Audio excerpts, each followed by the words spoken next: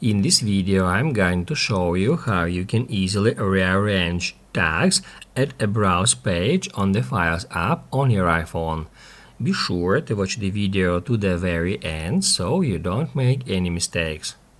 Let's get started, guys, and first off we need to open up Files app. If here you have another folder opened, just hit right here several times until you open up browse page.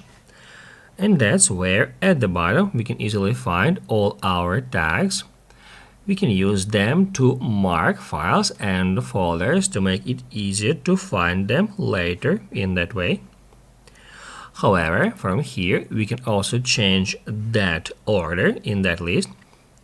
All we have to do is just tap right here at these three dots, tap edit, and after that we can easily change the order of our tags simply by dragging them up or down. Also, from here you can easily delete any tag by tapping at the minus button next to it.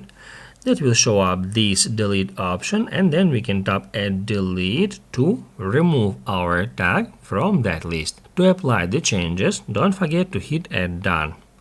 If this video was helpful for you, don't forget to hit the like button.